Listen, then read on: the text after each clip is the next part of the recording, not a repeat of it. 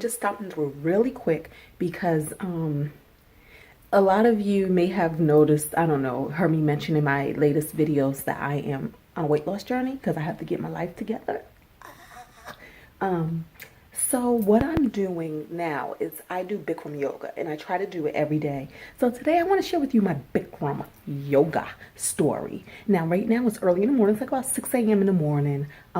Getting ready to go to work. But I wanted to just start off by saying the first step, when you know you're going to take a yoga class, a Bikram yoga, which is hot yoga done in a 105-degree room. Never mind the humidity, forget about it. It'll make it feel much hotter. But the first thing to do is properly hydrate. So what I do is I make sure I get in at least 3 to 4 bottles before a yoga class. 3 to 4 16.9 ounce bottles of water. 3 to 4 bottles is a good rule of thumb, and that way you won't be severely dehydrated in class.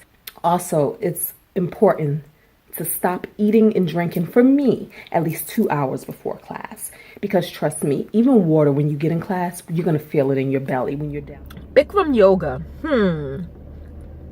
How long have I been doing Bikram yoga? It's been a minute. I want to say maybe like 2009 is when I first discovered it. It was one of those things on my list of things I always wanted to try. And one day, Gwen and I was out, and I looked up in the air, and whoa, there was a sign that said Bikram yoga. It was in Ashburn. And that was the first studio we tried. And then also, to our pleasant surprise, that studio, not that it matters to some people. So this studio is owned by a Black woman, and that is major because, once again, this is something that you don't see too many people of color doing, never mind owning their own studio. So major props, major kudos. Yeah, Jamila. So she's the owner of the studio, and we were just like, wow. And so that was the first studio we joined. And I ain't gonna lie, Budget Life, the reason why I was a member of her studio consistently is because I worked for a company at the time that would pay for our memberships. So it didn't come out my pocket. My company paid the fee, and it was all good because Bikram is expensive.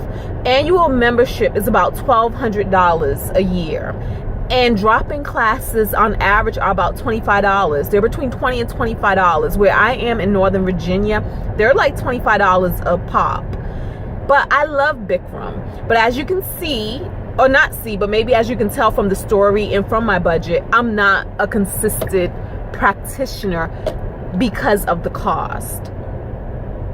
It's totally worth it, but because of the cost, and also because I know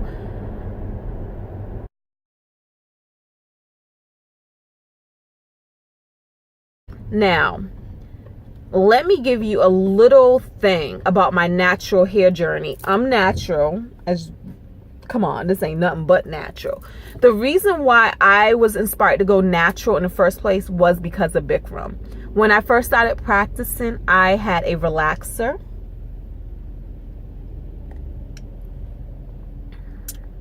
And that hot yoga will sweat your hair out, will sweat your relaxer out in 2 weeks.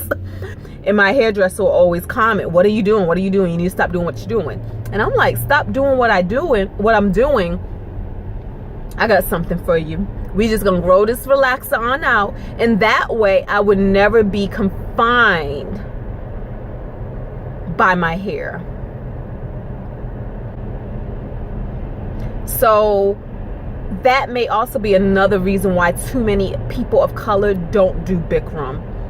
It does a job on your hair. I mean, even with my hair natural, and if I have a fresh twist, like if I go get my hair done in this twist and it's looking all sleek and no, your hair is gonna bush up, it's gonna bunch up, because when you finish a Bikram class, it's like you were swimming. You are drenched. Your hair is wet, everything is wet, and there's no getting around that. There's nothing you can do but embrace it. Okay guys, it is 3:30. I'm going to the 4 o'clock yoga class. I changed into my yoga clothes at work and I already made a mistake. Here's the mistake. All right, so when doing Bikram yoga, I bring a bottle of frozen water to class because the room is so hot that that bottle is going to thaw out, you know, within the first 15 minutes of class. It's going to start thawing. If you bring a bottle of cold water, that water will be hot during class. So cold is not good enough. So I do solid frozen water. So of course my bottle of frozen water was up in the fridge at work. And I forgot it. Now the problem is I knew I was already on a crunch for time because 3:30 is really kind of pushing it. So I knew I didn't have time to run back to the fridge to get it. Plus I was already in my workout clothes and I didn't want to run back through the office in my workout clothes because they don't need me saying all that. Ugh, I didn't want to have discussions about where you going and why you look like that and why you so sexy. So so yeah, but I think I'm fine because remember I told you earlier that if you go ahead and hydrate yourself and drink your water, you should be good. You should be able to do the whole class without taking a sip. And that's really all you would do is take sips through class. You would never guzzle the water. So I'm not going to be able to bring you guys in class with me because it's no cameras and stuff like that in class, no phones. And that's okay because I'm going to do something even better.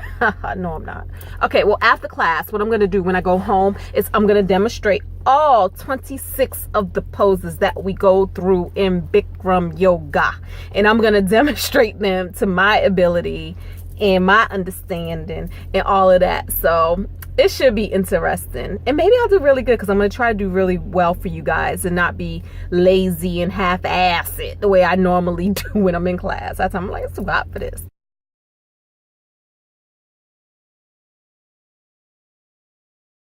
Because it's a long class. It's a 90-minute class, an hour and a half in a sauna doing yoga poses. It's a challenge and you get tired. So all right, so I wanted to catch me coming out of class like directly. I wanted to give a sense of how wet you are once you come out. All right, so wet. I am wet. Like this is all wet. Let me see, is there a dry spot there? Oh, here go a dry spot on the side right there. See that dry spot? And everything else is all wet. And I normally dry off a little more before coming out, but like I said, I wanted to try to give a sense of how wet you get coming out of the yoga class. Okay guys, so on my way home now. When you see me again, we're gonna be in position to do our poses. Okay, I'm in my bedroom. I don't have a camera person, so we're gonna work this out with me in the prop that I made to hold that up. Okay, so Bikram yoga consists of 26 poses. The first thing we do, and I'm on my knees right now, you wouldn't be on your knees, but the first thing we do is the breathing exercise.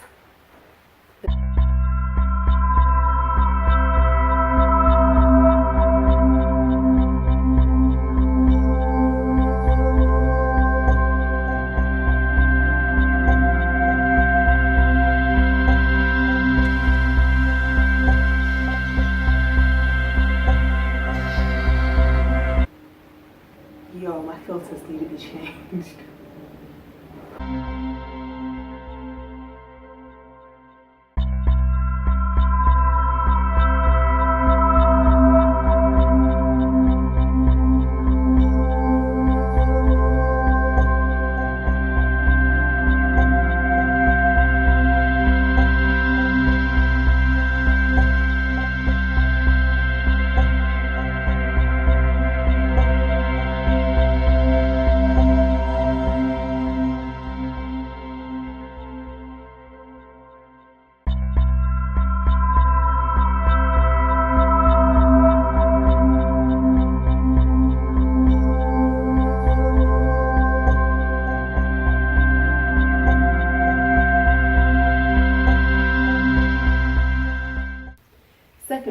keep your arms up.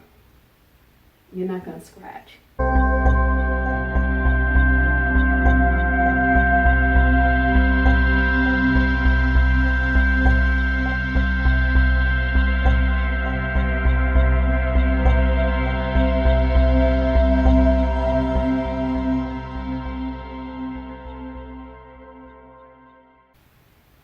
And then come up. That come up was really suspect. Whew.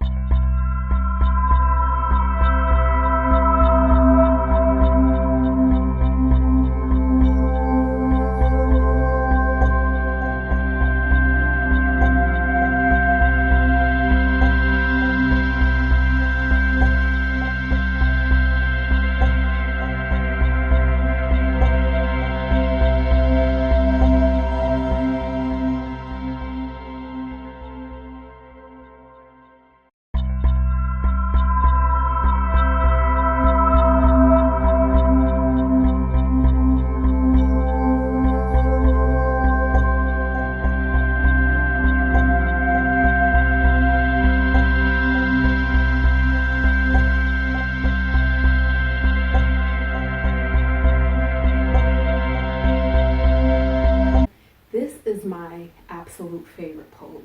This is my goal pose. This is the pose where I have goals. Like, I want to just get my legs straight. It's not there yet, but let me show you what it is.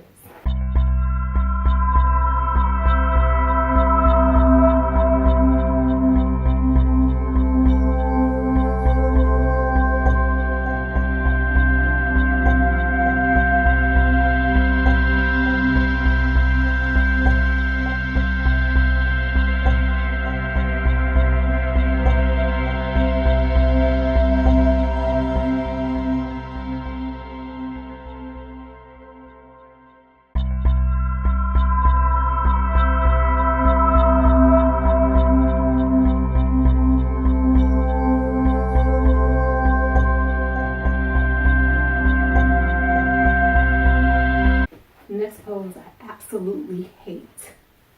I don't like this pose. I don't know why, but I don't like it at all. Triangle.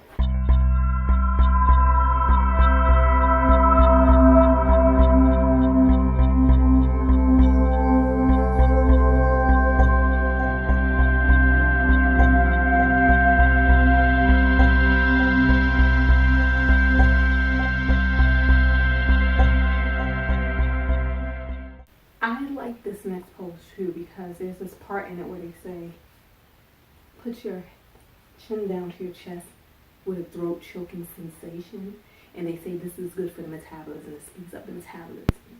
So I'll be trying to choke the hell out of myself, like, this is how it goes.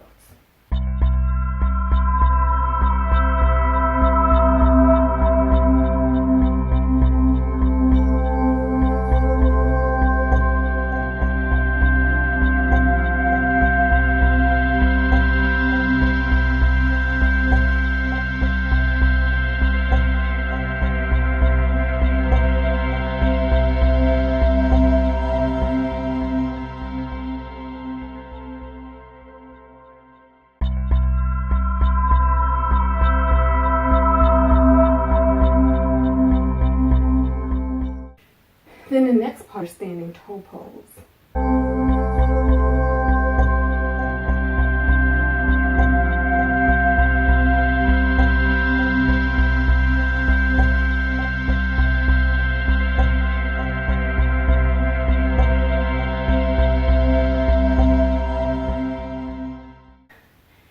That is it for the standing series. Next we go to the floor.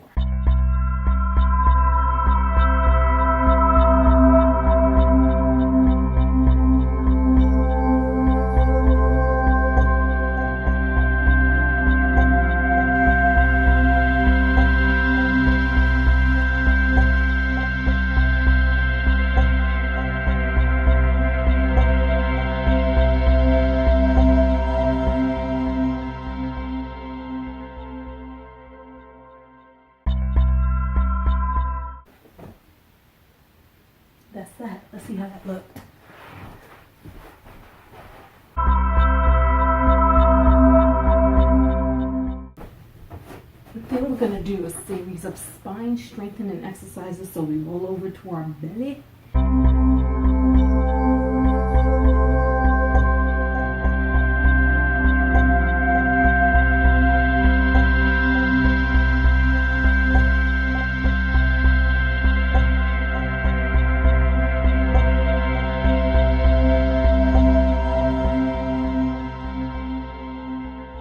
When it comes time, run to the mat. When it comes time to raise them both, that's where I stuck.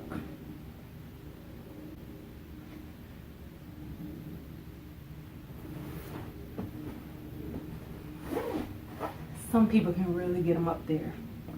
I can't. I think it's a matter of me not truly positioning my body correctly and distributing my weight right. I know it's something like that. So that's where my legs.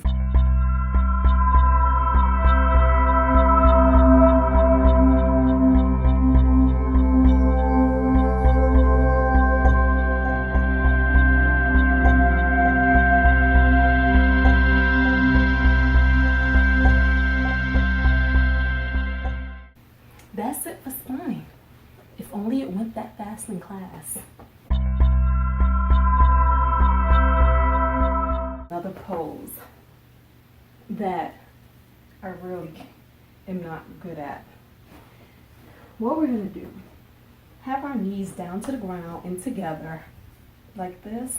And we're trying to sit between our feet. A lot of people can do it. I can't.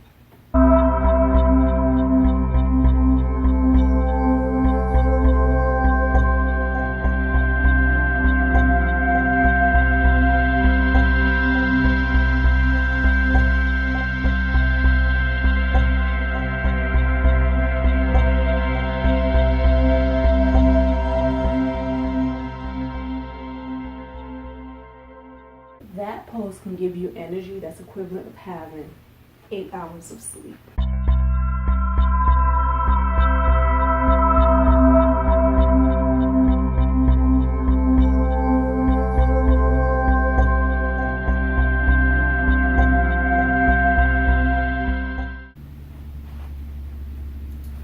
Rabbit is another pose where I feel like my boobs try to kill me.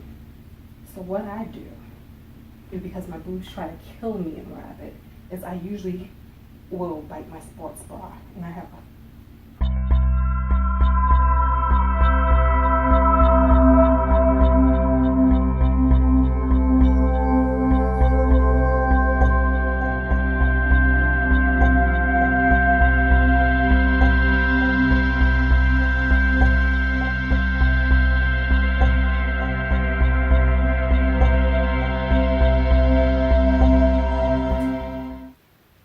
doing a compression where we're gonna put our head down to our knee. What we're doing though is elongating our spine. So the idea is to try to get your head to touch your toes and your imagination.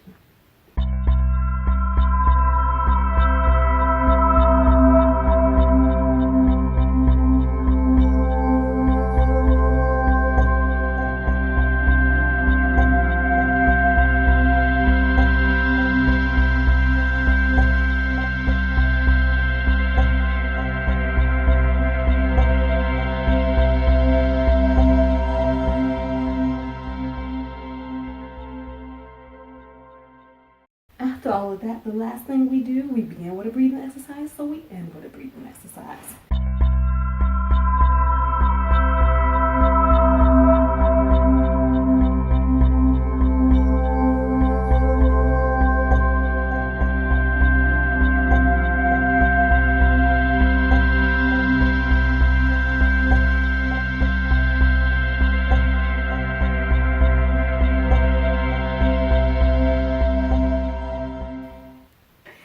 And y'all, that is it. Those are the 26. I don't think I forgot anything, but if I did, it's somewhere around 26 poses that we do in Bikram yoga in a nice, comfortable 105 degrees with humidity of 1,000.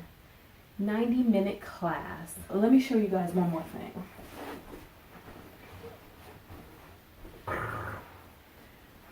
This book came out.